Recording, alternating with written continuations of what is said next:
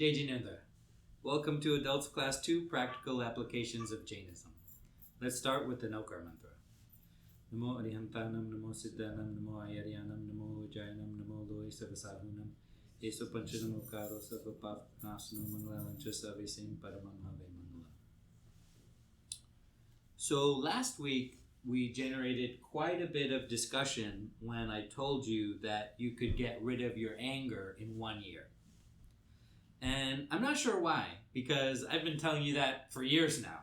But I'm glad that it captured your attention, because that allowed me to prepare a timeline for you to talk about how to get rid of your anger in 1 year. So let's talk about it. Let's talk about what you should do each quarter and each month throughout the year to get rid of your anger. Remember, anger is one of your 4 enemies. That's what you're trying to get rid of.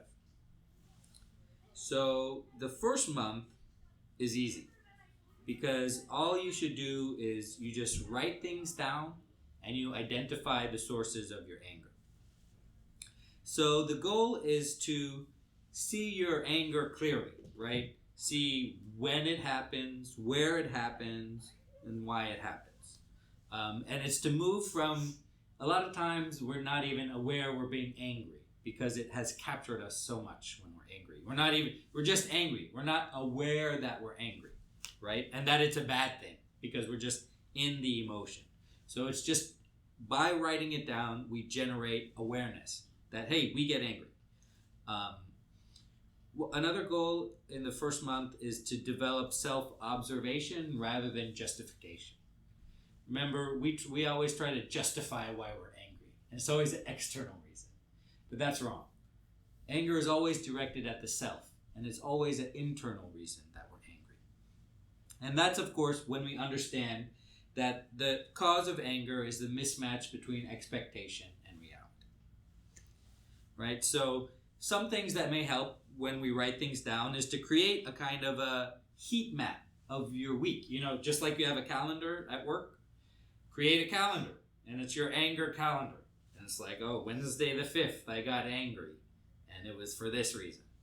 And then, oh, Wednesday the 12th, I got angry, and it was for this reason. And you're like, I get angry every Wednesday. Why is that? Oh, it's because I put my kids to bed every Wednesday. You know, like, you might not know that until you make the calendar, right? Yeah. Or you're like, why am I getting angry on the weekends? I'm so fine during the week at work, you know, and you don't know that until you make the map, make the calendar, right? So I know we talked about it last time also, where you said expectation is what's causing the anger, right? But then there are some baseline expectations, especially with the kids. You cannot not have them. Right. How do you deal with that? You have the expectation, but there's no reason for anger to come into it when the expectations are not met. And when you understand that, you're like, okay, listen, I have this expectation for you. You went over it. Here's the punishment, or here's the consequence. And you do that, and you realize that you don't have to be angry when you do that. Keeping it calm at that time is hard. Yeah, absolutely. It's absolutely hard, and it's easier to say all of these things than to do any of them. So communicate the expectation, communicate the punishment, communicate if there is a reward. And if any of those are met, then they already know the consequence. So no need. You can choose your job as a parent with dispassionately. You can administer justice dispassionately. Hi, come on in. How are you doing? Good, how are you? Fine, thank you. But it's very hard. It's very hard. As a teenager, you know, I have a boy, Yeah? but he's, they do everything wrong, I feel like. Everything wrong. Everything. I mean, I'm just going to say it. It's so hard. Everything. You're right. And if I tell him, I have to tell him 10 times, and I'm like, I'm so frustrated. I don't know what to do. Yeah. We had a good, one technique you can use is say, I'm just going to tell you 3 times, and that's it. And I'm not going to get mad. And then once I told you 3 times, that's it. I mean, you're on your own. You have to suffer whatever the consequences are. I can't be reminding you, you know? Just set a number of how many times you can remind something of somebody. But you don't want them to fail. I think that's the Exactly. problem. That is another thing. Well, you have to allow them to fail in a safe way. You have to allow them to fail in a structured environment. You have to let your child touch the stove rather than spend your lifetime telling your child not to touch the stove.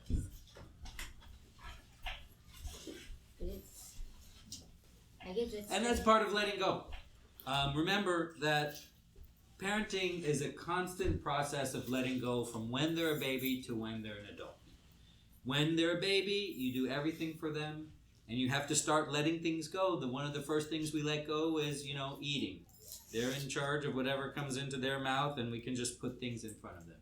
We have to let go, when they start to form relationships, have friends at school. We can't choose their friends. We have to let go. We have to let go when they go to college. We have to let go when they get married. All parenting is a continual process of letting go. And the earlier you understand that, the easier it will be to do those things. To just, hey, I reminded you about the washing 3 times. I'm done. You're not going to have anything to wear tomorrow. Yeah, it's going to be a blow up or whatever. Yeah, I'll deal with it then. It's not my problem.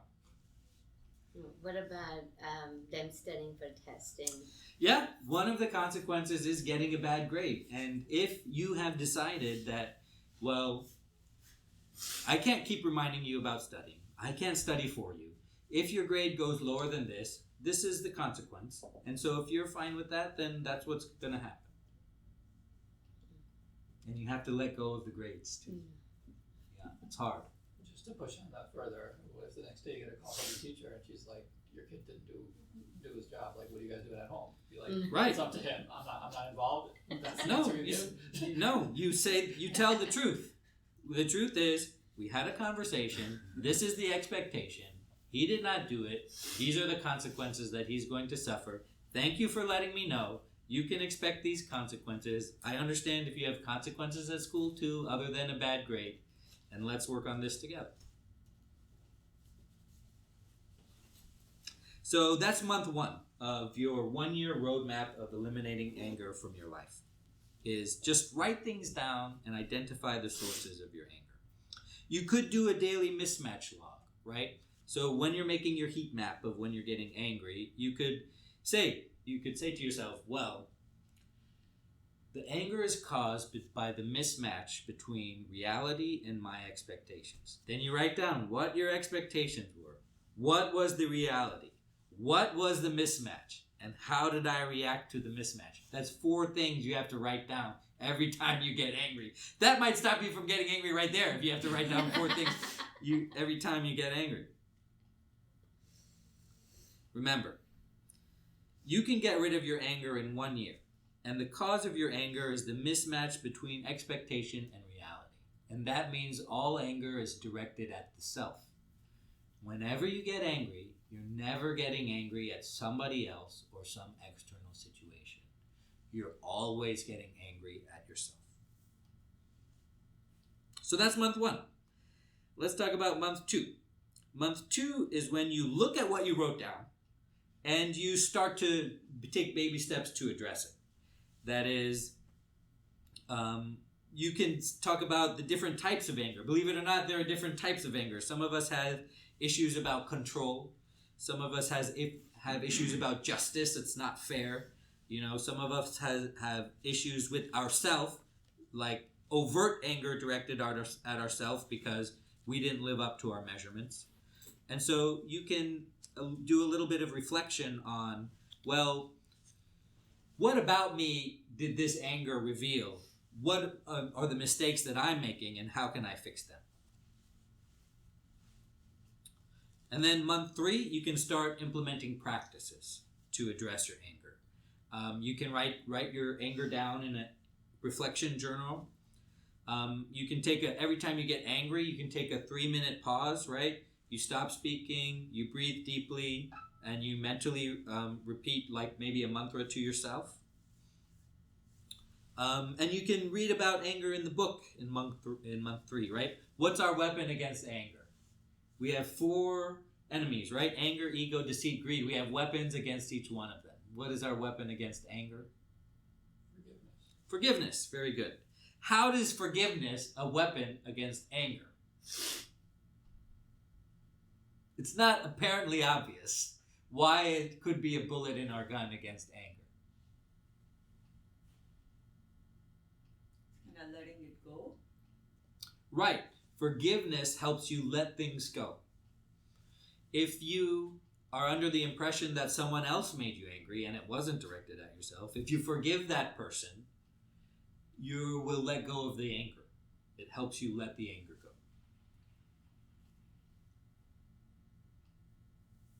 Okay, so questions or comments about that? That's the first 3 months in our 1-year roadmap to get rid of anger from our life.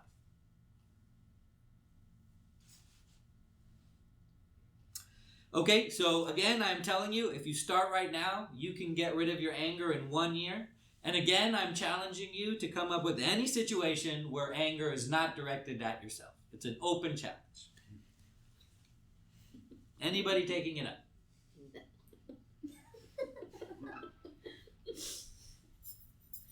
You've been through a lot of these. Yeah. Okay, so let's talk about second quarter. But sometimes expectations are not from you, expectations are from others, like teachers or whatever, Sure. right? And Yeah. we are just trying to keep up with them. Yeah. So, is that still our expectation? No, but it should cause us a moment of reflection. Why am I comporting my actions with other people's expectations? Why am I living my life according to what they want? Shouldn't I be living my life according to what I want?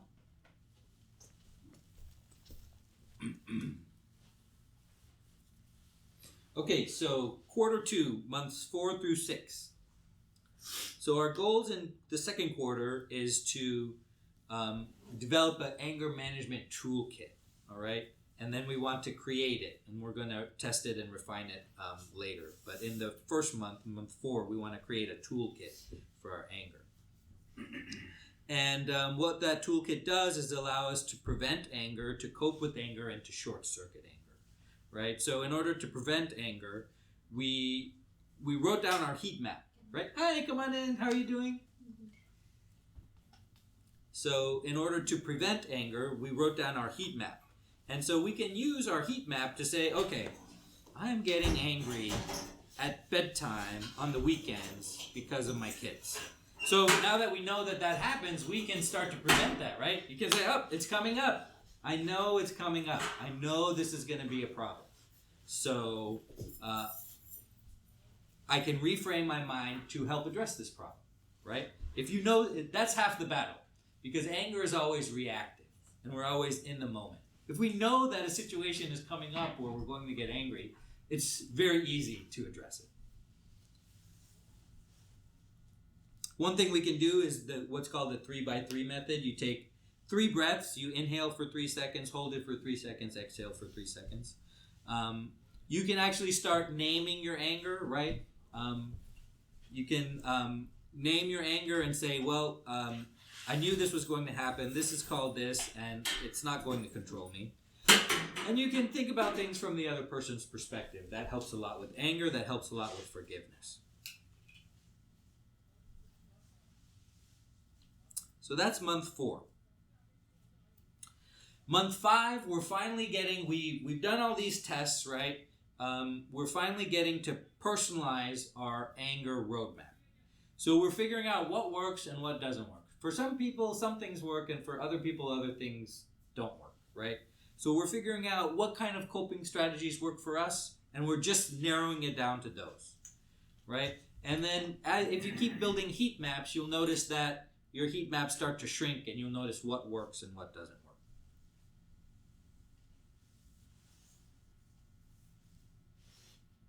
And then in month 6, we're talking about, we're developing a feedback loop. Now that we know what works and what doesn't work, we're starting to hopefully notice our anger decrease, and we're rewarding ourselves for doing that, creating a positive feedback loop, and we're tracking our metrics just like we do at work, right?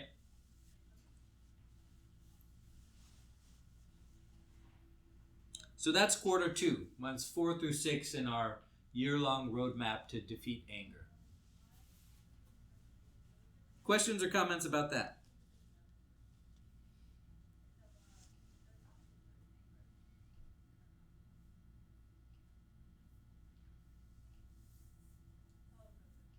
We have some new faces. Hi, how are you doing? My name's Timur. What's your name? Lucy. Lucy, how do you do? Thanks for coming today. I really appreciate that. Thank you. How about you? What's your name? Preeti. Preeti, welcome. Thanks for coming today. Are you guys on the list? The WhatsApp group? Oh, okay. So They're newcomers. can you write down your number here and then I'll add you guys? You're trying to recruit more people. Sure, all the time.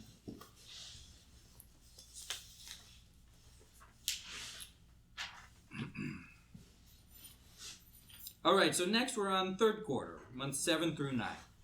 So now, after we've gotten our feedback loop in place, after we have created our toolkit, now is when we deeply work on our relationships and repairing them, right?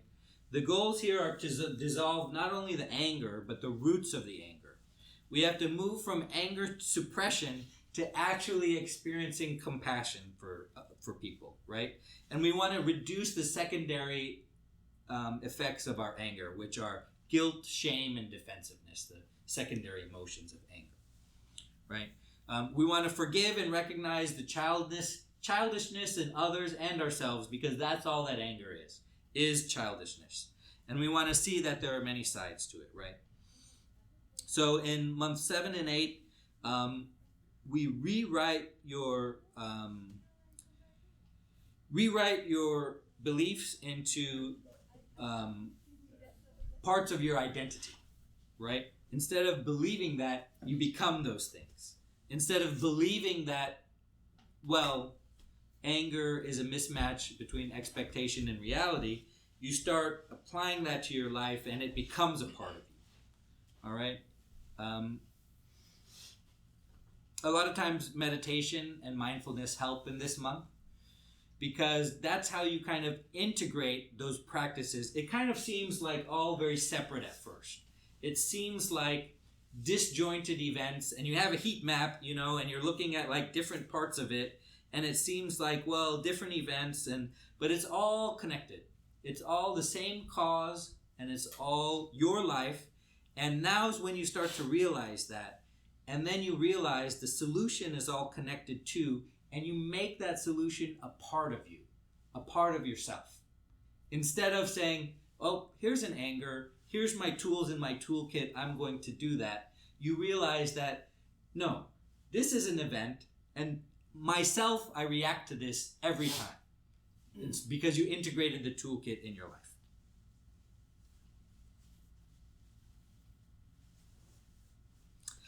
Next, you work on repairing your relationships with people that might have been bad before.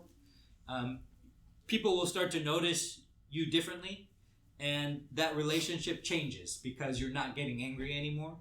And you repair that, and you have a new relationship and a better relationship with your friends and family.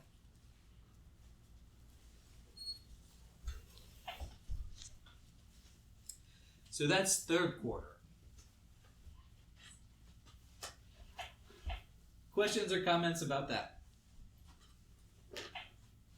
So, if you can't let it go, is it okay to just leave that person and not worry about them?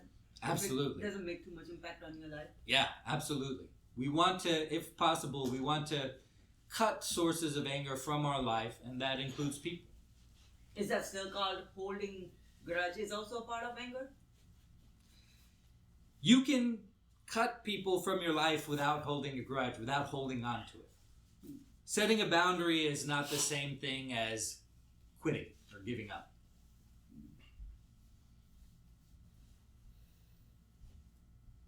But the reason you are doing it because you were angry at them, right? Right. But now you are not angry anymore. You just don't want to keep a relation with them. Well, okay, so it's a little bit different now. If you have identified them as a frequent source of anger in your life, there's a couple things. First, anger is directed at the self. It's you that is the source of anger. But you can't control your actions. This other person that you allow in your life, causes you to get angry. It's okay to cut them out. It's better to forgive them. But if you can't, then while you're working on yourself, eliminate them from your life. Work on forgiving them. And then see, maybe after you become a new person, Maybe it's a good challenge, a good obstacle. Well, I'm going to let this person back in my life, and let's see if it happens again. Or let's see if I've grown as a person, and I don't allow them to make me angry.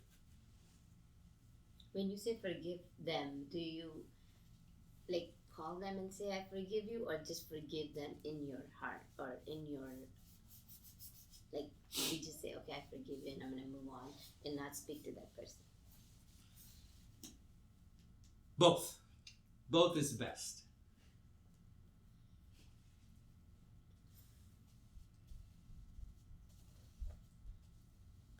Other questions or comments? What if it's not possible to eliminate the person from your life? Yeah, very, very common occurrence. We have to work on that. Then it's going to be more of a challenge, and then it's going to be a harder road. Okay, let's go to quarter 4. You're in the home stretch. What you want to do here is you want to cultivate an equanimous life. You want to solidify all your habits, and you want to finally detach from anger completely. The themes of quarter 4 are nobody can anger you. They can only reveal where you're angry at yourself, right? Forgiveness isn't weakness. A lot of people think that to forgive somebody is to be weak in front of them. And then peace isn't the absence of anger, right? It's the mastery of yourself. So you're in the month 10, you're going to define your non-negotiables that you've identified. For example, if you've identified that, hey, I get angry when I'm tired, then one of your non-negotiables is, I need to sleep 8 hours every day. Or if you're like, hey, I get angry because I didn't do my exercise, then one of your non-negotiables is, I need to do my exercise every day. Or whatever that means to you, right? After that, you incorporate forgiveness and humility practices into your life. So once a week, you're thinking about forgiveness. You're letting go of your anger. You're reflecting on your week. Maybe it's daily. Maybe you sit down daily as you think about your day and you incorporate that practice in your life. Month 11 is when we talk about edge cases. So a lot of times we just get angry at the same stuff over and over because our life is the same over and over. But sometimes we have new experiences, and those are hard to incorporate into your anger practice. So, for example, you might have a flight. You don't take a flight that often. So it's an edge case where you predict, hey, I might get angry because of the flight's delayed, right? You never thought about before in the previous 10 months because it never happened before. So that's what I mean by edge cases, things that happen very infrequently, but they could still cause you to get angry. So we want to take care of those now because we've taken care of all the common sources. Now we're taking care of uncommon sources. That would require you to anticipate everything that's going to happen today, right? Absolutely. And you should think about that every morning. Every morning you should think about what you're doing that day and how it might incorporate anger, ego, deceit, and greed. But for right now, we're worried about anger. And even something unexpected happens, but then you shouldn't get angry. Of course. Of course, just because it's unexpected doesn't mean you're allowed to get angry about it.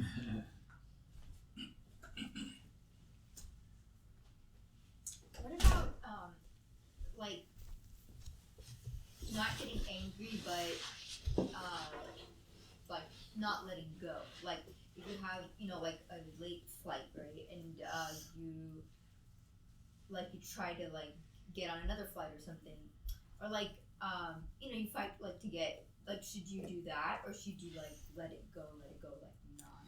So what you've described is what we call rumination. So something can happen and it's over with, it's done with, the consequences are over. But you keep thinking about it. You keep thinking about, and you're not necessarily angry, like you said. Well, what if I had done this? Would it have been different? Or you keep thinking about, well, what if I had said this? Or why did this person do this? So that's what we call rumination. That's not as bad as anger, but it's still bad. We need to learn to not ruminate. So, okay, like I have a tenant above me who's like really loud, right? So now like I've just, learned to bear it. But then sometimes when it gets really bad, like I'm like, okay, should I complain, or should I not? So So I'm not like angry, but Right. would you say like don't complain to the management? No, you certainly can. You certainly can do things about the situations that make you angry. But you don't need anger to do that. Okay. And this is a great example. So anger is, And yourself. what's the cause of anger? Mismatch. The mismatch between expectation and reality. Yeah. The expectation you had was, Peace and quiet. right? And the reality you had was, No. and the mismatch came from, Our expectations. and so you can realize that, hey, I know I have a noisy neighbor upstairs. Why is that? Why am I continuously allowing it to make me angry? I know that it's going to happen, right? So why would you continuously allow it to make you angry? Because I wouldn't do that. If I was the neighbor, I would be more considerate. Well, after somebody told me, maybe once or twice, I would take that person's in mind. This person's not doing anything. If somebody complained to the landlord about me, I would certainly do it. And I don't want to get evicted. This person doesn't seem to care. That reveals so much about you and nothing about the neighbor, right? Mm-hmm. And so, but the answer to your question is certainly you can complain, you can take steps to address the sources of anger from your life, but you don't have to be angry about it. Mhm. Because that's just hurting your life. Calmly be angry. calmly take action. You better do this, otherwise this is what's going to happen. But calmly. Otherwise, I'm gonna move. Oh, can I have that back?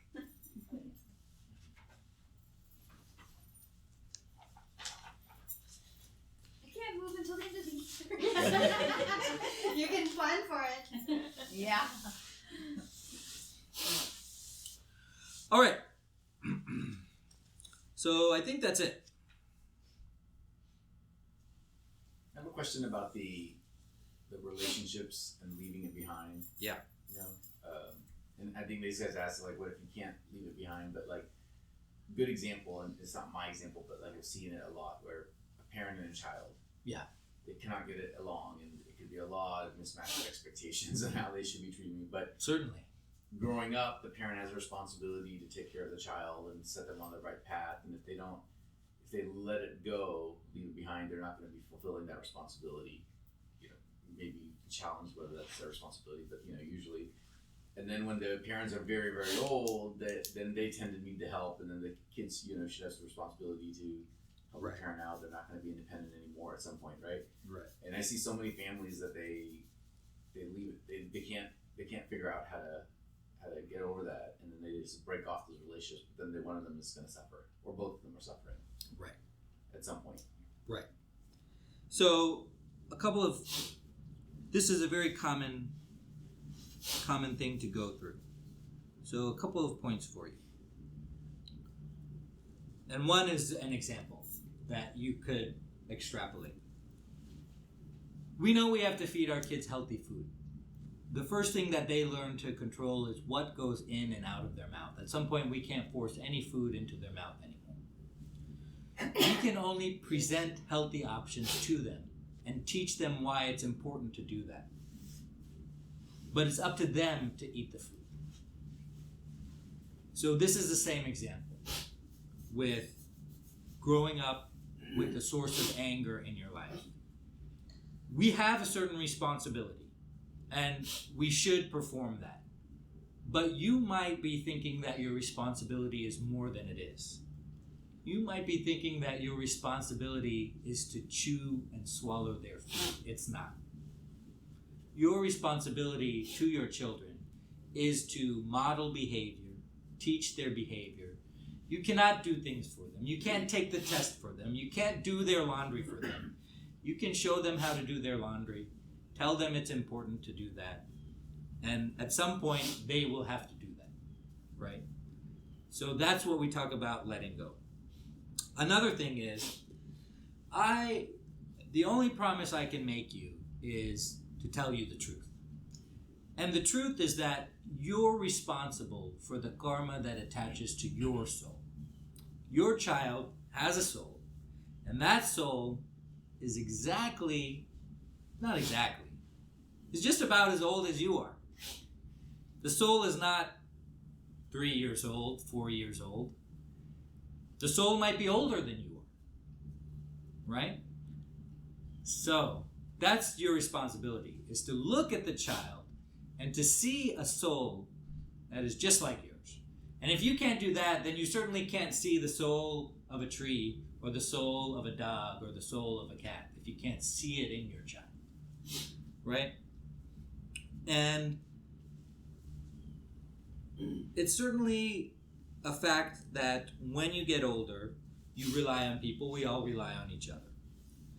And that reliance is not something that we can take for granted, and it's not something that's promised to us. In fact, there's nothing promised to us. The only thing promised to us is that we will bear the fruits of our own actions. And that will help you in your life when it's time to cut people out that you may have been previously responsible for, that you love, but that you can no longer maintain a relationship with. And that's the unfortunate truth, is that sometimes it gets to that point. And I'm not going to sugarcoat it and tell you that there's an answer to that, other than you are responsible for your own soul.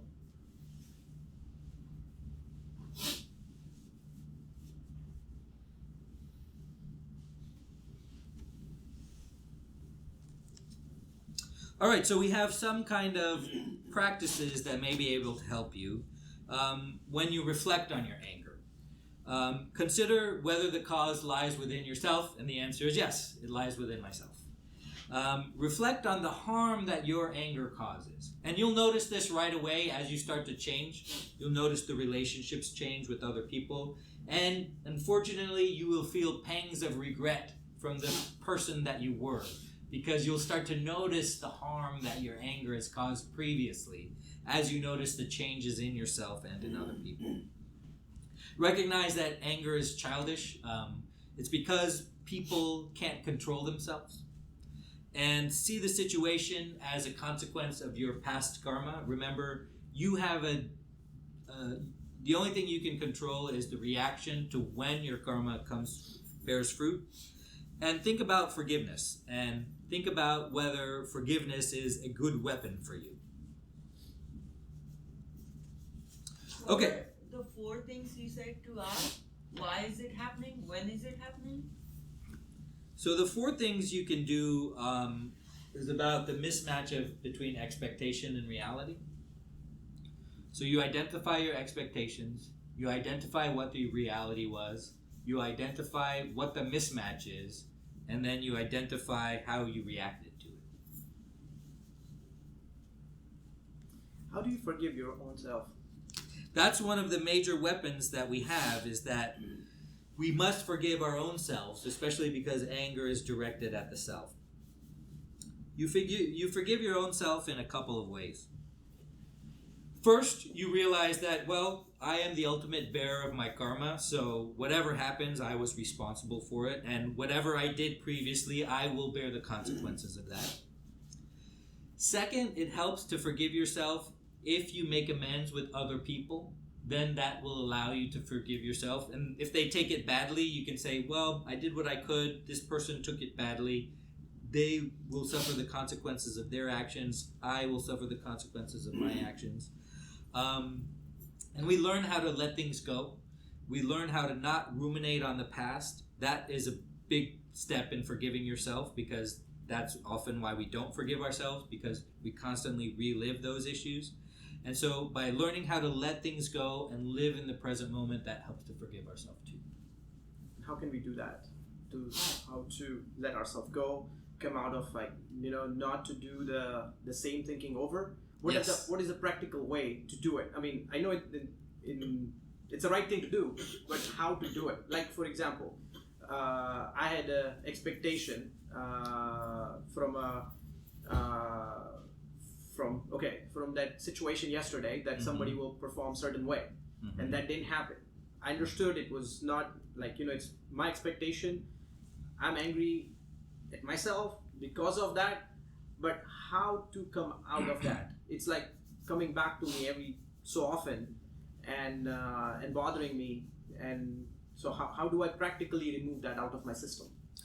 How you let things go is by practicing letting thoughts go, is by sitting down and meditating and realizing your awareness is different from your thoughts. And your thoughts, supplied by the brain, supplied by your subconscious brain, delivered to your conscious brain, is trying to capture your awareness. And once you are able to do that, like a muscle, you keep exercising it, right? And then you have a realization, a breakthrough, that you can apply what you are doing for those 30 minutes of meditation every week. You can really apply that to your life because, oh, that past event, that person made me angry. I am thinking about it right now. I have the ability to let it go.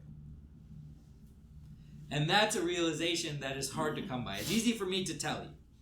I can tell you till I'm blue in the face how to do that. And it's hard to apply it to your life. And so that is how you let things go, by practicing letting things go, by practicing eliminating the capture of your thought awareness by your thoughts.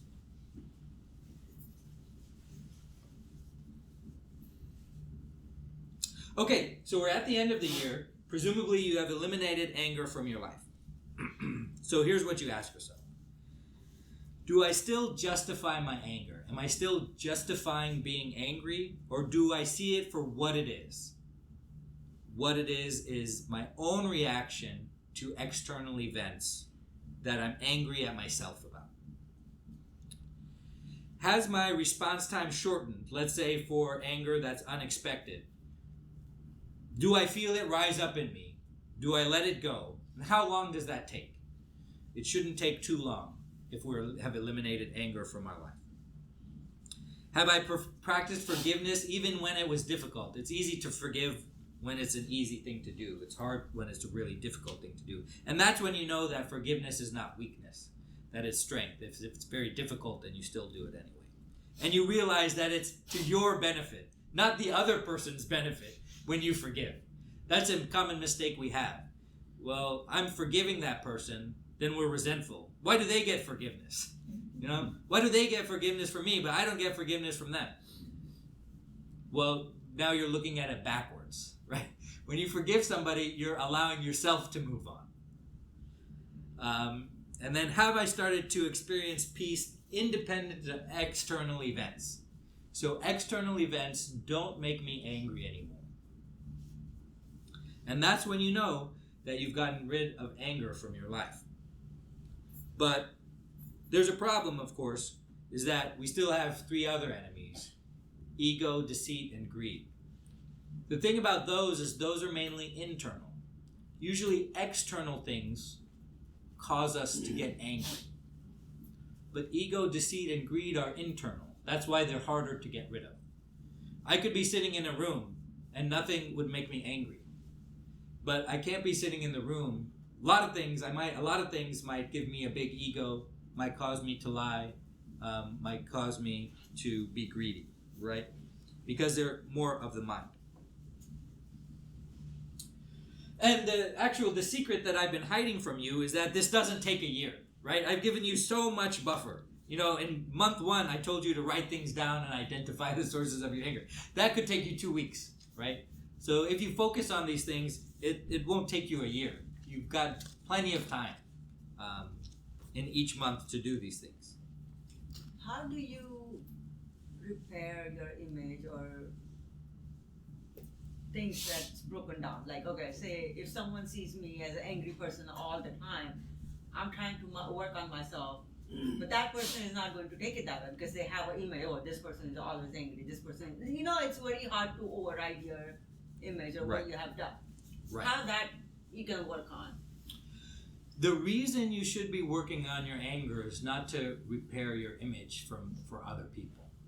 The reason you should be doing it is to not attract karma to your soul. If you're doing it to repair your image for another person, you're doing it for the wrong reason.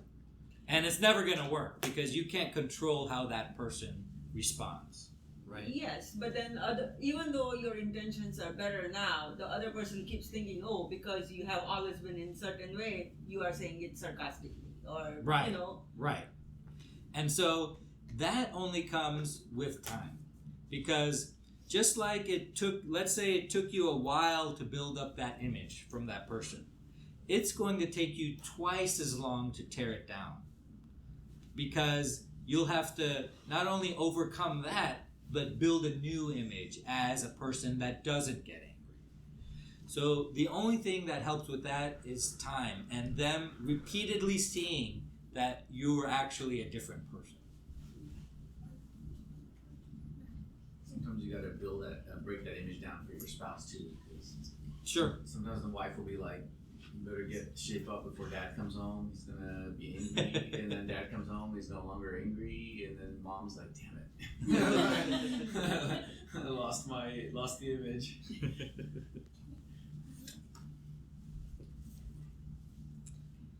So if you start to work on your anger now, you can get rid of it in 1 year.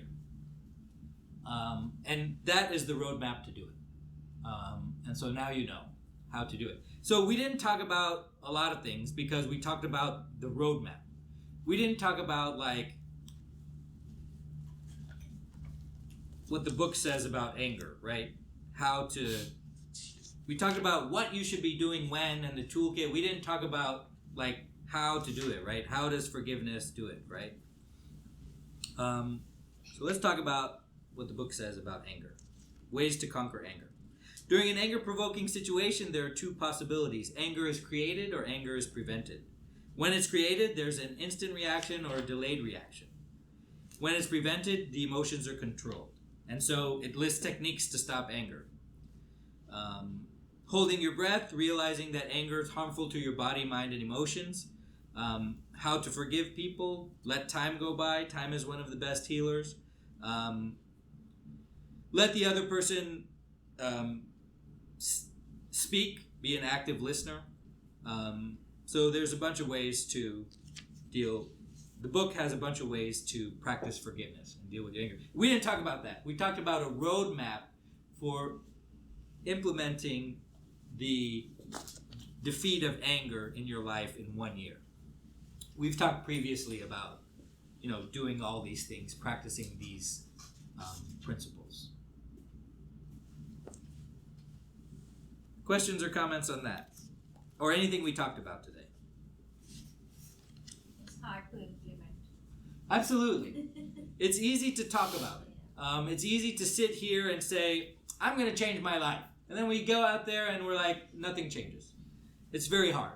I recognize that. But it is accomplishable. Don't let the fact that it's hard prevent you from trying. Remember, this is the easiest enemy we can defeat. And you can do it in a year. And I know people that have done it. I know people at the Jane Center that have eliminated anger from their life. And so it is possible for you and me, even if you have children. And that brings up a good point. What should we tell our children about eliminating anger from their life? How can we tell it to them in a way that they'll understand? Well, one question. Isn't it contradictory because we in a society is told about expectations, right? Like even at work, the expectations are set. So the expectations are necessary for your performance. And whether it's our children, whether it's our spouse, or others as well. I mean, we have expectation from them. Now, how to eliminate anger when by design expectation exists and we enforce? Does anything you talked about have anything to do with your soul?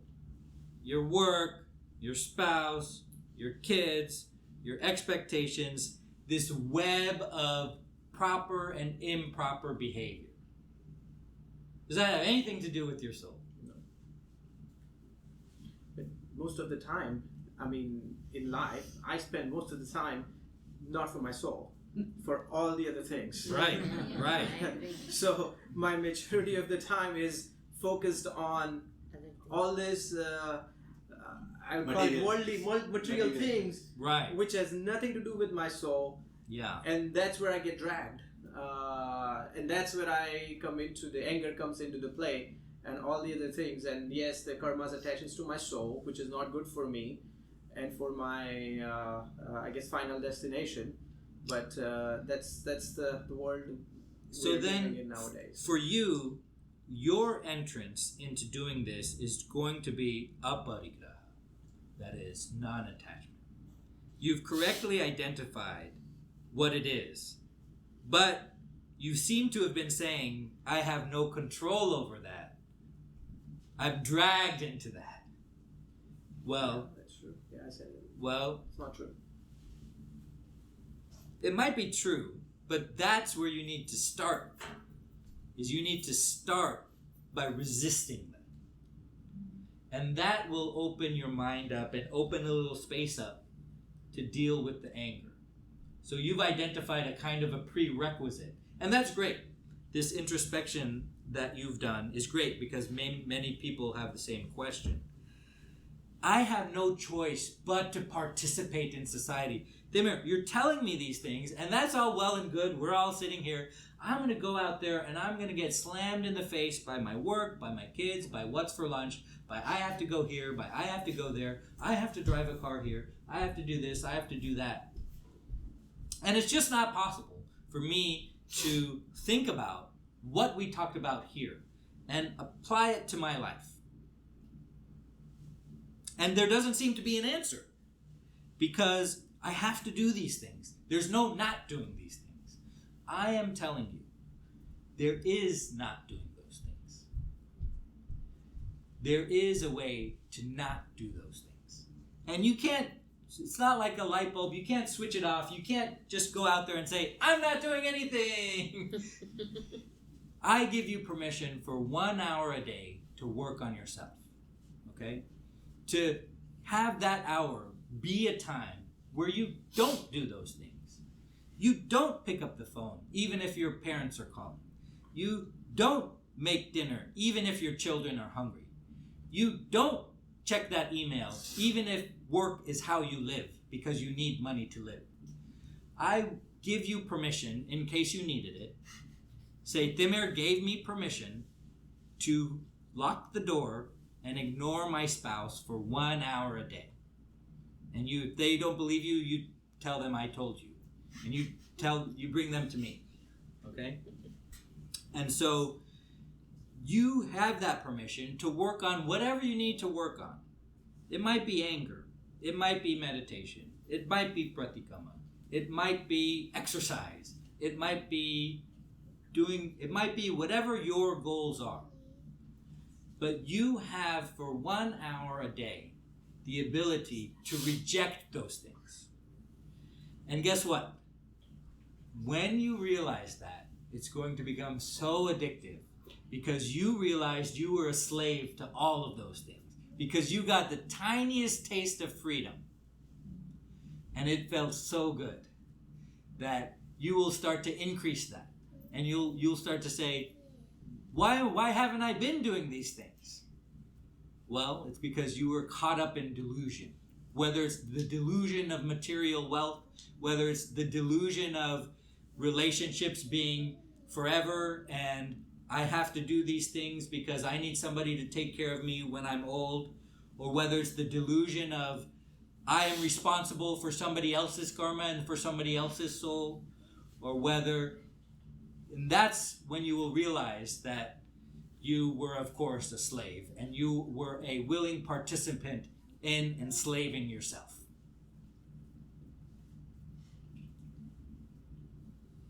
And that's when you'll start to cry, too. But that's good. Because that is a tragedy that we are, not only are we enslaved, we're dying to be enslaved. We could think of nothing better but to be enslaved and say, look how much better I have it over that guy.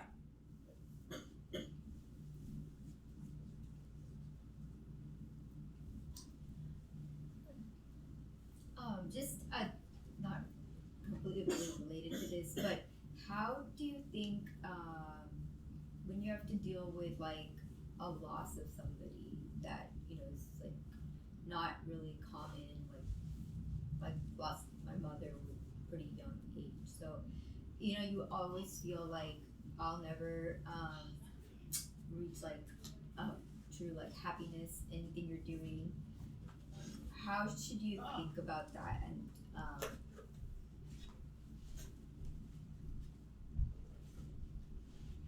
in the right way? What is the right way, I guess, to think about it? Sure. So one of the things is all loss is inevitable, and it's only a matter of time. And some people might lose people around them later, some people might lose them earlier. Another thing to think about is that person is a soul. They moved on to their next life, right? Just like you'll move on to your next life. What you might be grieving for is something that's immaterial or that doesn't matter, like their body or like their brain, or something that dies but it's not them, because we're souls trapped in a body. Another thing to think about is you might say that, well, I'll never achieve that happiness because of that loss. But what is happiness, right? It's kind of a loaded word that we have. Like love is a loaded word. There's like so many different kinds of love that you feel for different people. And it's just all in that one word. This happiness that you describe, like, I'll never be happy. There's so many different kinds of happiness that you might not be happy in one particular way, which is 1% of all the happiness that is out there. You still have those other ways to achieve that kind of happiness, right? And so that would be the way to think about it, is to think about the problem in 2 steps. One is your relationship to her and your soul's relationship to her soul. And another is what that means as far as the happiness that you might be able to experience, and how you can still experience happiness by removing the karma from your own soul and your relationship to that. So 2 things like that. That's what I would do.